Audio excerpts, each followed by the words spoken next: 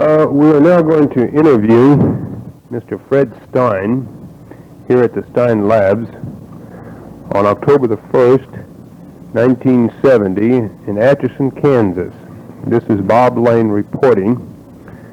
We will now hear from Mr. Fred Stein. Mr. Stein, would you tell us some of your early beginnings, as you were telling me before, in your early wireless? My interest in early wireless was gained through the old Scientific American amateur section. The Scientific American, as old-timers will know, always carried a section teaching how to build a wireless set, how to build an electric motor or grind a telescope lens, and it was of deep interest. Now, our St. Benedict's College, which is today about 111 years old, had some very inquisitive young priests and brothers, and they constructed, because they had a heavy, what we called spark coil in their department, and they constructed a wireless set. I had a neighborhood boy telegraph line, neighborhood telegraph. We made our own batteries and our own sounders. Of course, the key was simple, just a piece of brass or any metal bent over, pushed. In those days, boys didn't have very much money, and there was hardly any place to buy these things. So we became interested in building a wireless set. We tried it out November 11, 1903. And it worked the length of a store counter or a store table. Chalice's father was one of the brothers who had established the Donald's department store here, an old-time store. And he happened to have a shed kitchen, which was cold, and this long 18-foot counter or table. We tried it out, and that night, as we were trying it, using a coherer, we had no tubes and no crystals. We used zinc and iron filings in a small glass tube with the wires pushed in each end, the powder loosely packed, then shunted around it was an old-fashioned home telephone receiver. The home company had them. They were quite large. The diaphragm was large, and because of the iron or steel available in those days, they had to be quite long to get the magnetic effect, a long magnet. We had a great difficulty building the spark coil. We had terrible time finding the secondary wire. The primary wire, the home telephone company had, they called it annunciator wire. And the boys would help us out. The secondary wire was silk-covered 36. And we couldn't go and buy wax paper or insulation like you can today, so we had to wax our own paper by heating paraffin. And but anyway, the McCrary boys in Kansas City and church in Kansas City, church. You're talking about Arthur Church? Arthur. I've written to him, and he's written back to me also, and he's helping us out in our museum. That's fine. Also, Mr. Arthur. Moeller. Did you know Mr. Moeller, who worked with Mr. Church as the chief engineer of KMBC? He has given us, he's passed away, but his widow has given us many things to help us with our museum. Yeah.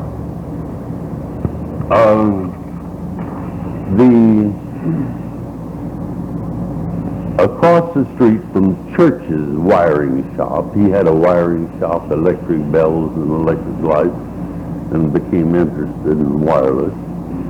Across the street was the McCarry boys, and they had an electroplating shop, and they were deeply interested in wireless. And they had the agency for the Thordarson transformer. And for this Tesla coil that I built, I needed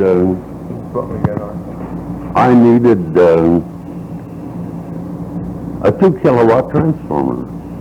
2,000 volts, 1 kilowatt, I'll put it that way, with a movable bridge cord. We have one of those in our museum. Do you? Yes, these things about... Yeah, that's right. We have that. So I went down and got it. Now my coil, I built a large one, and spaced, of course, the winding. Now the most I ever got out of it for a continuous discharge between the coils was 31 inches. Wow, tremendous. Yep.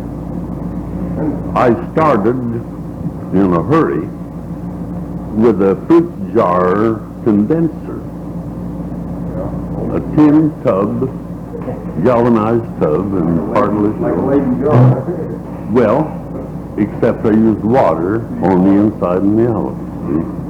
Then I had to change, because that was a terrible thing, into a glass plate condenser. Then I made a rheostat with parallel bars, rods, quarter-inch brass rods, rising and falling in a tall tube of, well, downspout, which was about 6 foot tall, or better, of water. And I'd lower, this is the rheostat, to control the input to the transformer. You had to get a perfect balance, resonance, in order to get these things. And you dare not have a metal ceiling, or you wouldn't get but, I say, 24 inches. Yeah. But with that, I could light through my body and bring the filament to incandescence on a light bulb. And I could set 2 antennas up, which was one on either side, and took a wire and a porcelain socket, screw a lamp bulb in, and light it. That was yes. That was a wireless transmission of power, but my God, it was... Rather inefficient. well, yes, but it would work. It worked. Past the amperage. And then, on a plate glass window in the showroom, I finally set it up in our showroom, that is, on Commercial Street. I took a Denison gum tag and stuck a piece of magnet wire on the glass on the inside, and then carried the other end of it over to one of the foils, retracted one foil, In fact, retracted those and stuck it up. Now I could go outside, and if I'd take a cigarette and lick this, just dampen the side of it so it wouldn't sting me on the nose, I could light it through the quarter-inch plate light. And those were the things that occupied me most. In the meantime, the boys had been building all of these little outfits. The forest tubes, of course, we didn't have.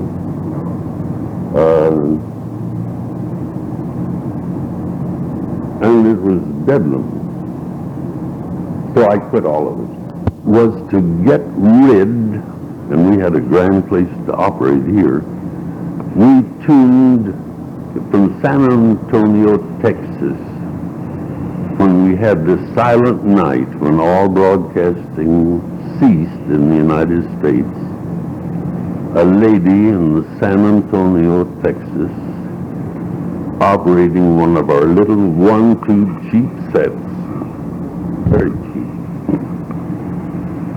using one battery, double D11 tube, soft tube, dull emitter, was able to tune in to LO London and record the program.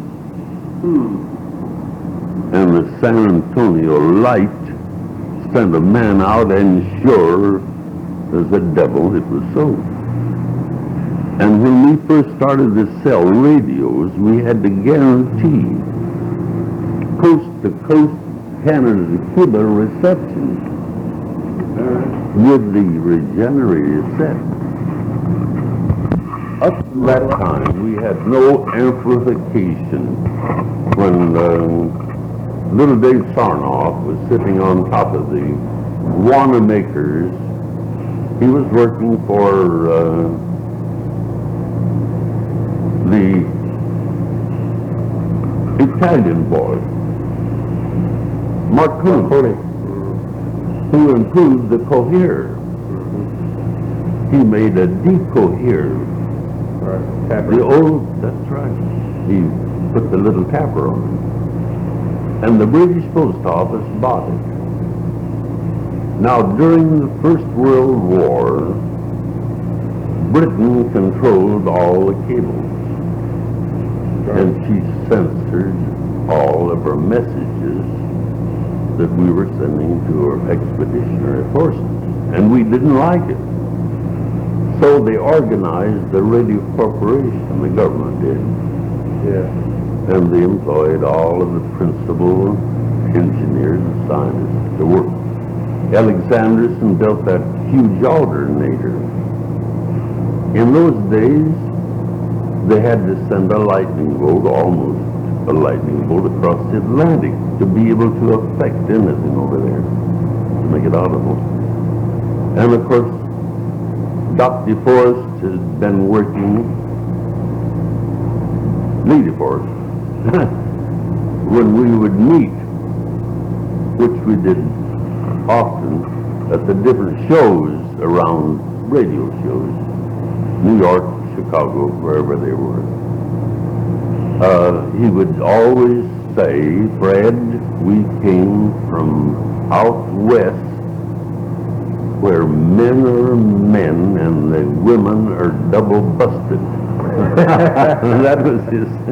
He was born in Council Bluffs. Oh, yes. I was there and saw that they have the Forest Museum up there. Oh, is that right? Yes, I talked to the man who was in charge. On an idea, in order to finance operations, when I finally decided to go into the thing real, I started building barometers and barocouplers.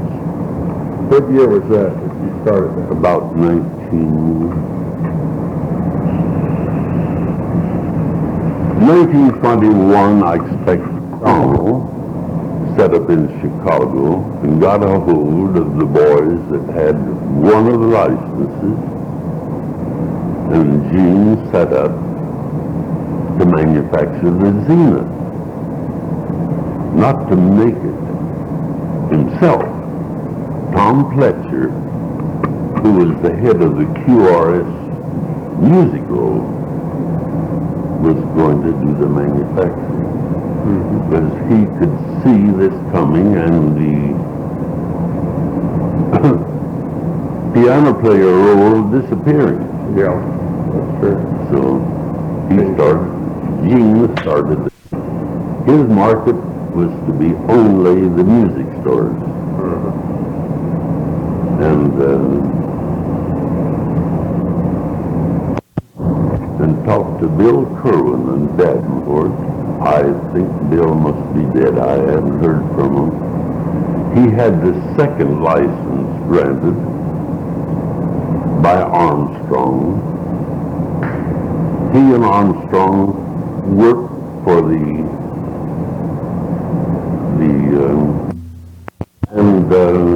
when Armstrong developed this circuit, DeForest had also worked on the circuit, but Armstrong wrote a description of it on the back of a postcard and measured and mailed it back to himself and used that as evidence of conception earlier than DeForest. Yeah.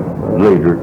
Now that thing was battled back and forth. Now, with the Armstrong license, I could do things.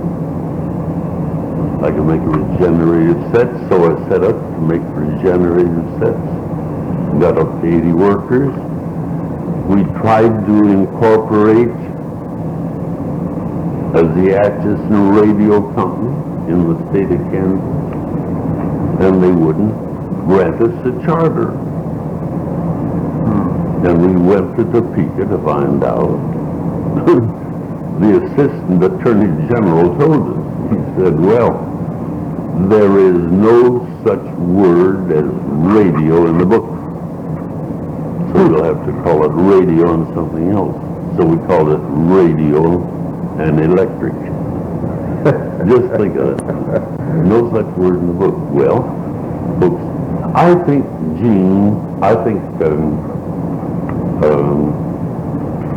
Hugo Gernsback invented that name. Yes.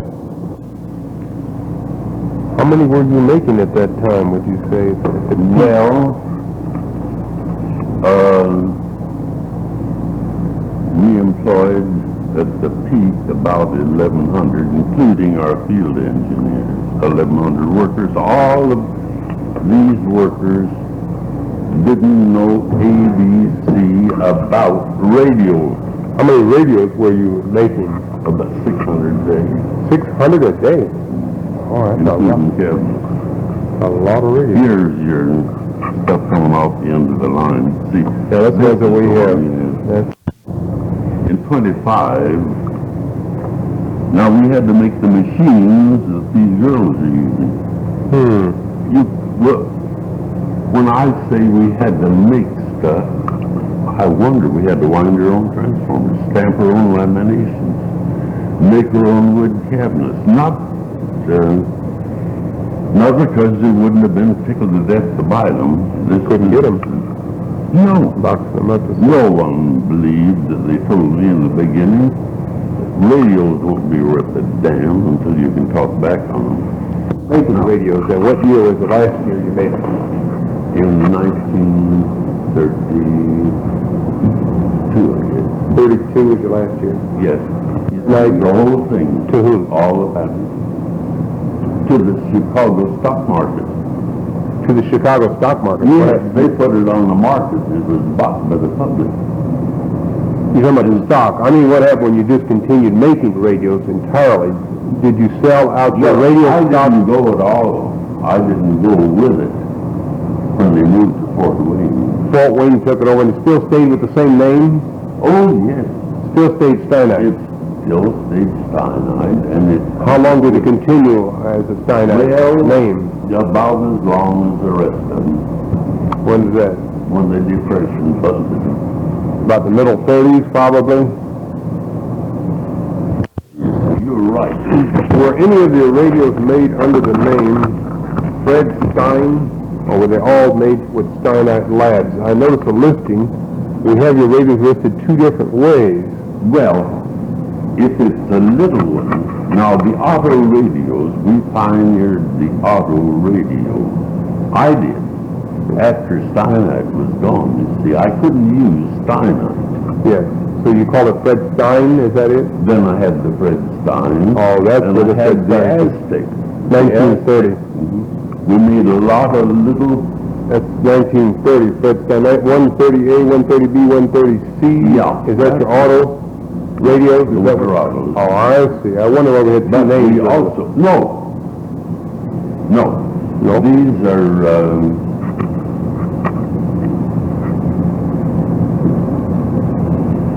we had the Aztec, we had, I don't know, we built a line for Cats drugstore. Growth was so fast. In 23, we had a collapse of the market, particularly the cheap market, the curb market. We decided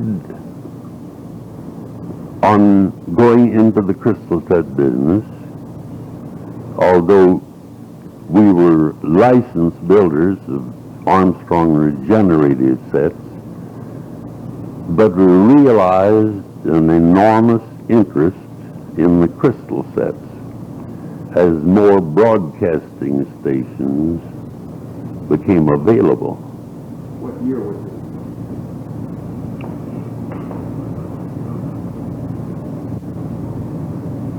Now, I don't know whether it's 21 or 22. I don't, someplace in there.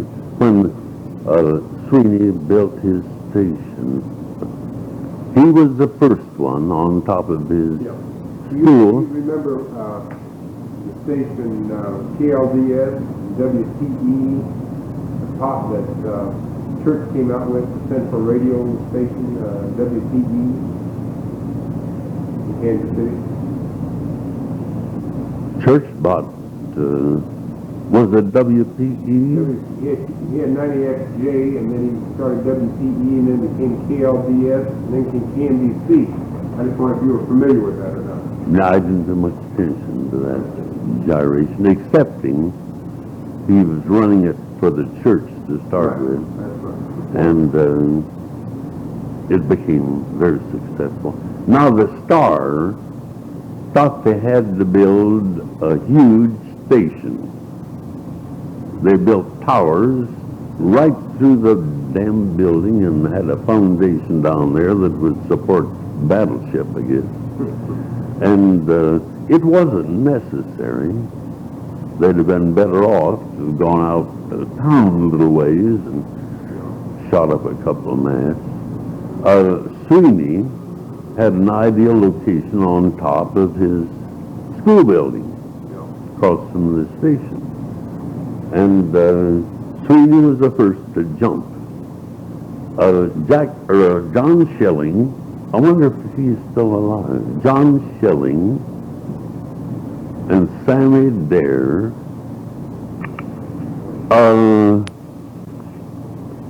worked for McCreary, and they saw the light, and they moved their electrical or their radio division down on 13th across.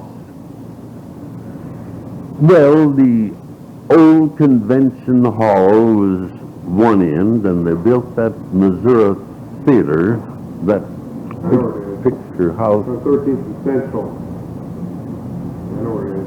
Yeah, you know. Well,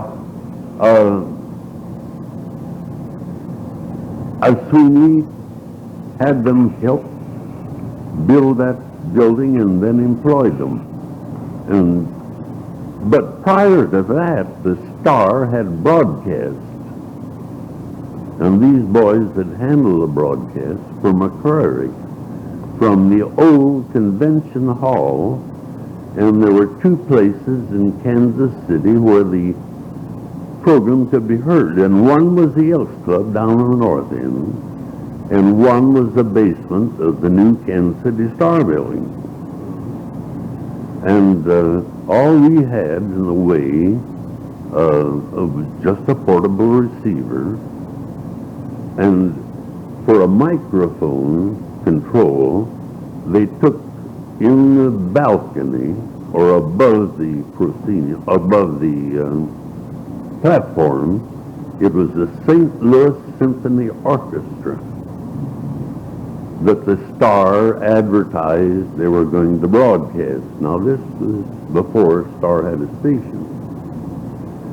And they took standard telephone microphones, 3 of them, and took megaphones like you called through and taped them over them. And then they fixed them so the 3 could be raised and lowered with pulleys, and a board with 3 double-poled night switches, because they had no way of controlling the modulation. And when the orchestra was blasting, they'd pull out all but one microphone. See? In other words, that was it. Then Sweeney was the next one. He built the station. Incidentally, Church was going to handle the Elks Club, and it wasn't long before they came down from upstairs and asked Steinite, if we couldn't move that outfit down to the Elks Club. The Church hadn't been able to get his machine to work. So I grabbed the storage battery, and Sam grabbed and they furnished the car and rushed us down there. We got it set up, the speaker. Well, in those days, we had no heavy amplified speaker, you could hear it if you were awfully quiet as far as from here over there. But we made it work, and that's what the Star wanted. They delivered the mail in the bags, mail sacks. It came from all over the country. As much as $1,000 a day wasn't at all unusual. Just for those crystals? Just for the 3 for $1. We immediately collected all the testimonies, many voluntary testimonies, with a man's name and where he lived. We didn't say L.J. Toledo. It was real. We had 100 of those, eventually, printed on a sheet. Then we had the refund checks, $1 refund checks printed. And if a man would write in and tell us that he wasn't satisfied with his crystals, we would send him the check before his crystals ever came back. And it worked like a charm. When did you start making the crystal sets then? Right after that? Well, then we just loaded in the crystal sets. Start making your own sets? Yes, but I mean, we were building all kinds of sets, but we loaded in the crystal sets. You added that to it? Yeah. They sold well on that too. Oh, yes. Now, then from the crystal set, I went to the interference eliminators. We have one of those. When did you make those? Do you remember? Well, that was about 23. You sold them for $1, I believe. I saw the ads for those. I have it new in the original box. Do you? Yes. I have one here I'm going to show you. We had to have the spiders made, the fiber spiders, or was yours wound on Round. It wasn't wound on sticks or on a form, on a spider form. It was a good piece. I don't remember. It had a little variable condenser in the middle.